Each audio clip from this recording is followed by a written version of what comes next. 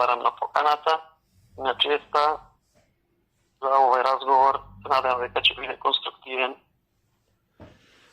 Па предлагам вака, јавноста пред се интересира кога го слушна вашето име и презиме Јовица Блажевски, да ни се представите накратко од каде сте, како помина вашата фудбалска кариера, играчкиот и тренерскиот дел. Моето име е Јовица Блажевски, јас сум наставник по физичко и здравствено образование во Основно училиште во Македонски Брод. Како играч максимално имам играно втора лига во тимот на Алумина од Скопје. Инаку во трета лига сум настапувал и во Напредок, и во бродските екипи Порече, Мирчејаце, Македонски Брод 2003, Пролетер, и првиот Пролетер, стариот Пролетер во Македонски Брод, и ново формираниот Пролетер 1937 во третите регионални лиги, во младосот во Кривогаштани. Последно тука заврших играчката кариера, претходно бев 2 години во Братство Лисичани, така да во главном играчката кариера ми помина во третите лиги. Како тренер и водам двата клубови во Македонски Брод, Академија Пандев да играме во детска лига и ЖФК Пореч се натпреваруваме во втора лига, жени и кадетска лига оваа година. Инаку 2017-2018 бев и прв тренер на женскиот фудбалски клуб Прилеп од Прилеп. Од 2018 дел од проектот за развој на женски фудбал. Последните неколку години и селектор на женската репрезентација до 15 години. И еве сега нова функција. Шеф на стручен штаб во фудбалскиот клуб Големо Пењар. Доста имиња на клубови слушнавме и во играчкиот и во тренерскиот дел. Меѓу нив некои поврзани со Прилеп и околината на Прилеп. Да, дали... како што спомнав, бев тренери на женскиот фудбалски клуб Прилеп, сегашен Цевитана, кој се натпреваруваше во првата женска фудбалска лига. За жал, сега сениорскиот тим во моментот не се натпреварува во организиран систем на натпревари, и во фудбалската школа Пандев Талент, најчесто во детски лиги и регионална лига. Кои се вашите спомени за работата во овие два клуба? Па по мене бил и секогаш ќе остане Прилеп еден од најфудбалските градови. И тоа што сме комши, а и како дете секогаш сум мечтал, сум имал желби да бидам дел од вашите тимови. За жал не ми се исполнила тие желби, но Прилеп секогаш сум го гледал како фудбалски град и верувам дека е така и сите заедно мора да докажеме и сето тоа да го покажеме и Прилеп повторно да се врати на фудбалските патеки и да се представуваме како што ги заслужува, барем тоа е моје мислење. Има голем број на таленти, добри играчи и мора да се продолжи во изнаоѓање на нови и секако да се подигне и нивото на прилепскиот фудбал, па и на македонскиот фудбал. Ние се сеќаваме дека имаше доста играчи кои што од Македонски Брод и околината доаѓа во Прилеп и беа дел од екипите овде. И обратно, и прилепски играчи кои што има играно за Пролетер од Македонски Брод и наши играчи кои што игра за победа и за останатите прилепски екипи 11 октомври, Корзо и не знам кои ли што беа. Така да соработката помеѓу Македонски Брод и Прилеп на фудбалски план останува и се надам дека ќе продолжи во иднина. Дали кога бевте, и сега сте млад, уште помлад, да речам во минатото, дали доаѓавте како гледач овде да ја гледате победа, например, со Перуџа или со други клубови меѓународни натпревари? Европските натпревари меѓународните ги немам гледано, а други натпревари од македонските лиги, втора лига, прва лига, сум ја гледал. И затоа ви кажувам дека победа секогаш ми била еден од, да речем, поомилените клубови. И сега не е време да зборам за победа, ама жалам што не е на ниво на кое што според мене го заслужува. Сега можам да зборам за новиот клуб, за Големо Пењари и се надевам дека и челниците на клубот и ние ќе дадиме се од себе за пред се малото село, а и големиот град Прилеп да го представиме во најдобра слика и фудбалски да се надпреваруваме и докажуваме со сите. Прв што ми текна сега во овој момент е фудбалер што има играно за победа, тоа е многу одамна, јас сум бил само како гледач во тоа време, се викаше Зоре Мојсовски. Дали ви е познато тоа име? Зоре Мојсовски ми е и роднина, Зоре Мојсовски ми е и колега во основното училиште каде што работи исто и тој, така да често се гледаме, разговараме, раскажуваме за емоции, поминати моменти и тој секогаш со кејф, што би се рекло, со позитивна мисла раскажува и зборува за времето кое што го поминал во Прилеп и играјќи за фудбалски клубове. Не е случајно тоа што јас по толку долги години се сеќавам на него. Сигурно оставил добар, одличен впечаток во победа. Се изборил за место во тимот. Да. Јас малку го паметам затоа што многу рано излегов од Брод, додека бевме мали, така некои слики ми доаѓаат каде што игра. Не така често имаше и некои фудбалски записи како сега со модерна технологија, за да можеме да се присетиме на времињата кога играле, за жал, но така некои бледи слики и сеќавања го паметам како играч, брз, добар, продорен, енергичен, пожртвуван. И не заменлив во тоа време во победа. Па, сега вие сигурно повеќе знаете, јас не се сеќавам. Да, на тоа сигурно сум дека така беше и така се сеќавам. А сега да ми кажете, како стапивте во контакт со Големо Коњари? И што беше пресудно да се одлучите за овој клуб да го одберете токму сега?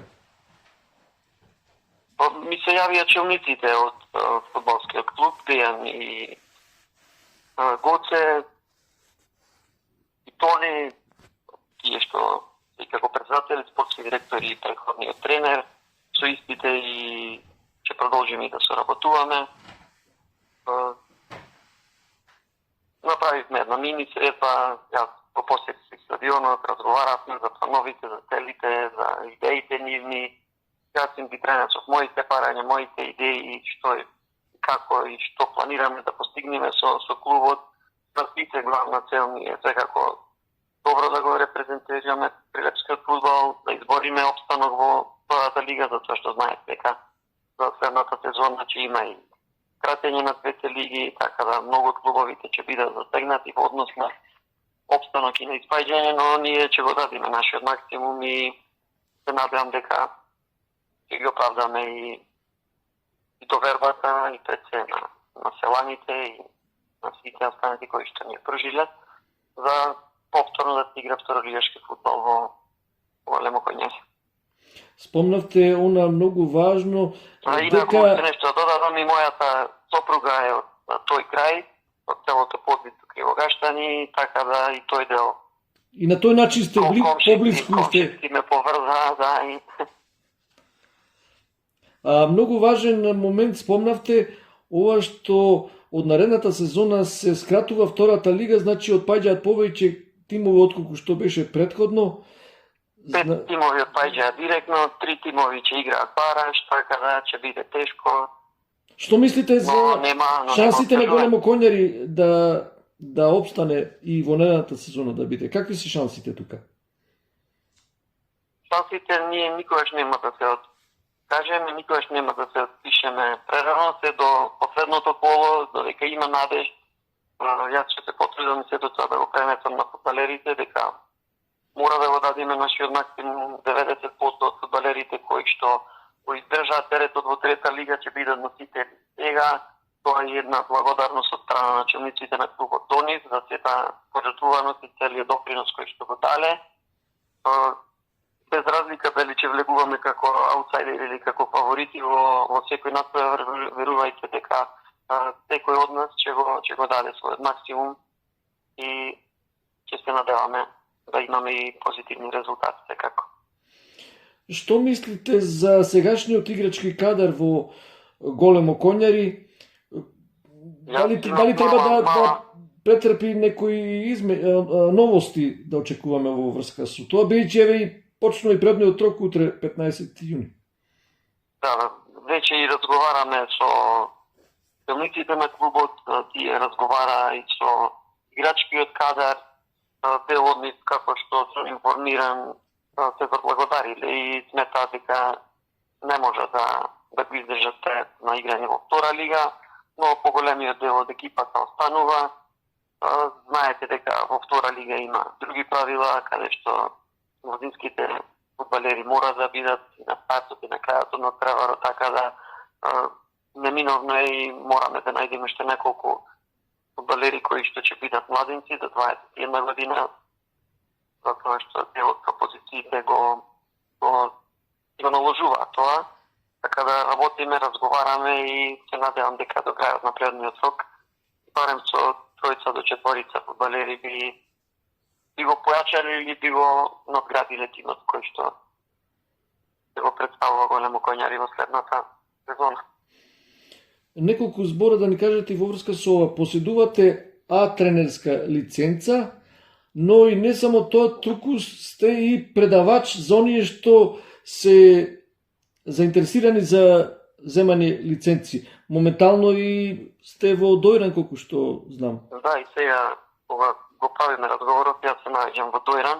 Имаме обука за кандидат за добивање на Б УЕФА лиценца.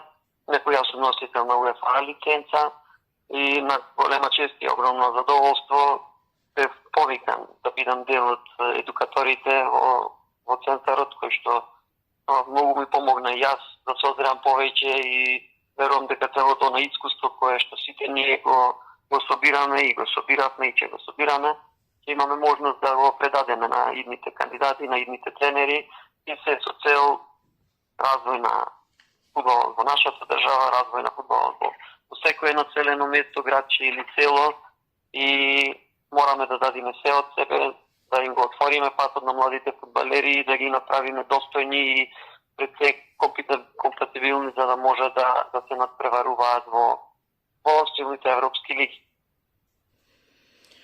Предпоставам дека вашиот ден не е лесен, максимално е исполнет со активности, бидејќи ваму сте предавач на овој семинар во Дојран. Исто така, презедовте обврска да бидете шеф на стручниот штаб на Големо коњари. Во Македонски Брод исто така сте тренер таму на млади фудбалери, но и сте професор по физичко и здравствено воспитување. Наредив 4-5 работи што сигурно ви го исполнуваат денот и како издржувате, да ни кажете? Делот и онака ми е преисполнет, имам и 2 мали дечиња, година и пол и 4,5 години, така да остатокот од денот секогаш го поминувам со нив. Ја имам и мојата сопруга како поддршка и таа е носител на УЕФА лиценца и дипломиран психолог, така да секогаш кога јас сум отсутен, таа ги обавува тренинзите со клубовите од Македонски Брод и со женскиот и со машкиот. Така да нема што да правиме, мора да се бориме, ние сме мало место и тоа е тоа. Понатаму уште повеќе ќе имате врски, бидејќи ќе бидете со Големо коњари, претпоставам че имате и подготовки со овој клуб.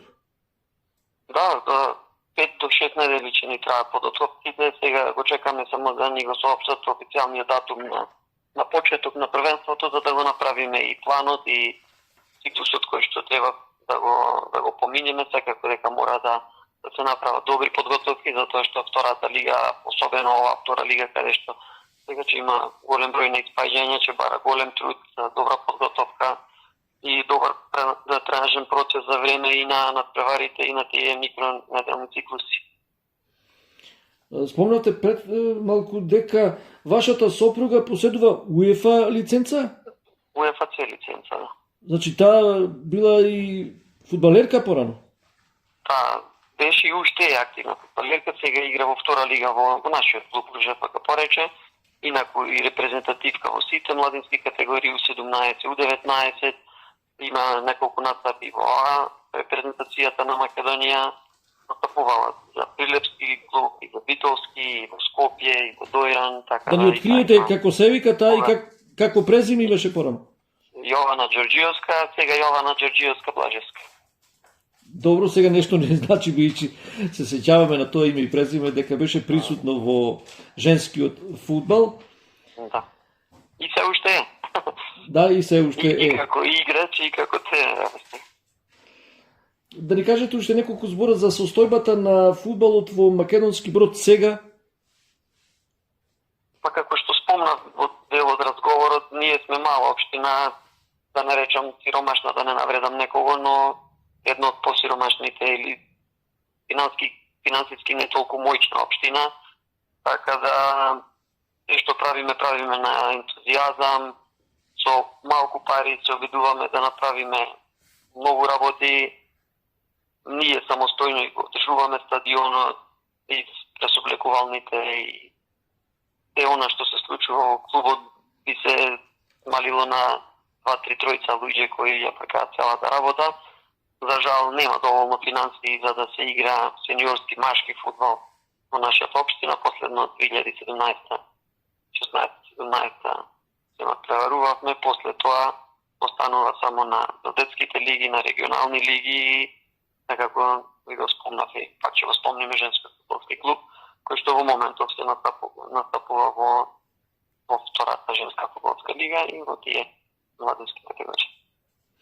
Да ни спомнете од сега што се активни фудбалски функционери, овие што го менаџираат фудбалот во Македонски Брод, или некои фудбалери што играат можеби и настрана, кои се вака попознати, повредни за спомнување, или некои тренери освен вас инволвирани во фудбалот од Македонски Брод сега, кои се вака поистакнати? Да, морам да го споменам, пошто јас сум горд на него. Ние имаме и репрезентативен во машката фудбалска репрезентација, Бојан Димовски, кој што во момент настапува во Партизан. Тоа е наше дете од Македонски Брод, знаете, и неговиот татко играше. А мислам дека е роден во Прилеп. Родени сме, и јас сум роден во Прилеп, сите сме родени во Прилеп, пошто кај нас болницата многу малку време, не знам години, каде имаше доктор гинеколог, каде што можеше да се... Да, и затоа и ние можеме да се пофалиме со истите фудбалери. Со истите фудбалери и тренери и ние можеме да се пофалиме. Затоа викам, ние имаме нераскинлива врска, така да Прилеп и Македонски Брод од секогаш сме имале таа врска и верувам дека така и ќе продолжи. Така да еден од тие што мора да го споменам е баш тој добар репрезент на нашиот град. Првиот репрезентативец, сега не знам, не можам да се сетам дека некој некогаш од Македонски Брод бил репрезентативец и тој е нашиот прв амбасадор, спортски, фудбалски амбасадор на нашиот град, па и на нашата држава. Играше тој за Вардар и за Академија Пандев, беше и капитен известен период, па направи трансфер во Русија, во екипата на Акрон и сега последен ангажман во Партизан. Така да не смеам да не го споменам и да го поздравам воедно и да знае дека секогаш сме покрај него и ќе му бидеме поддршка во секој момент. А тој нека продолжи да не радува и да го репрезентира нашиот град и нашата држава. А кои се тие И секако и неколку женски фудбалски имиња и неговата сестра излезена од нашата школа и таа е освојувач на женската прва лига со имот на Драгон. Сега во моментот игра во Тивериот Струмица, каде што и се омажи и уште неколку други фудбалерки, фудбалеркица, нека не тако неколку го испуштам, ама мислам дека тие имаат оставено добар белег и се споменат и пофалат. А неколку мина да ни спомнете што се уште се трудат и не се предаваат во врска со организирањето на фудбалот и обстојувањето на фудбалот во Македонски Брод? Во Македонски Брод морам да се заблагодарам и да ги споменам нашиот претседател на нашиот сојуз, Сашо Стојановски, подпредседател Денар Марковски, кои што се вклучени во органите на Фудбалската федерација и неуморно и пајцата во своите можности, па и некојаш и надвор своите можности ни помагаат и затоа ви реков на 2-3 луѓе до 4 се сведува целата фудбалска активност во Македонски Брод и на неколку волонтери, доброволци, најчесто родители на своите деца кои што ни помагаат во одржување на стадион, во превоз на децата кога треба да одиме на надпревари. Во големо Голема конјари благодарност и до нив. и во големо конјари постои една волја, една амбиција, луѓе има од акција, затоа и не случајно за утре се најавува работна акција на теренот на игралиштето во големо конјари.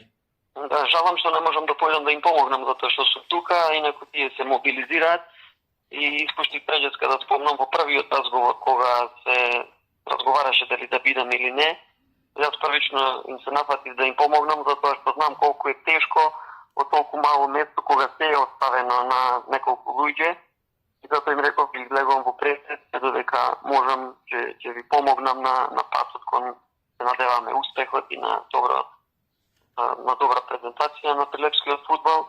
Ето сега тие организираат работна акција, стадионот мора да се среди, мора да ги задоволи сите стандарди за да можат второлигашките надпревари да се играат на тој терен. Верувам дека ќе се најде и алтернативен терен, но верувам во случниот штаб и во пред се челните луѓе на клубот дека ќе ги средат сите аномалии, дека во големо конјари ќе се игра второлигашки фудбал. Господине Блажевски, колку е важно да не се подценува ниедно место фудбалско, секое место да биде со фудбалски клуб, бидејќи да подсетиме, едно големо конјари го имаше и се уште го има Гоце Седловски, кој има играно во премиер лигата на Англија.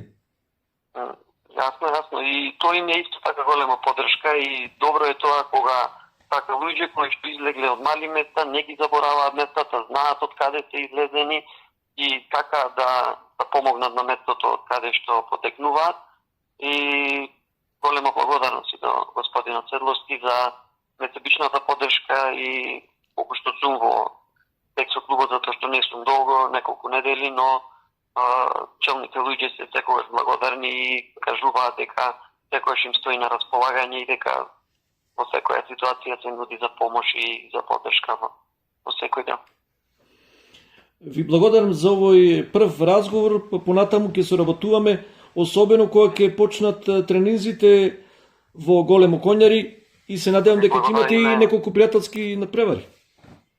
Па да, веќе имаме во план, се почна со разговорот, но ви кажав, чекаме да видиме кога ќе биде стартот за официјално да направиме и средба со фудбалерите. Јас уште немам направено официјална средба со сите фудбалери, така да во периодот кој што следува и тие детали ќе се средат. Ви благодарам на поканата, на пријатниот разговор, се надевам дека некои теми начнавме, предложивме, во секое време може да ме побарате, да ме сконтактирате и се надевам на успешна и позитивна соработка во иднина.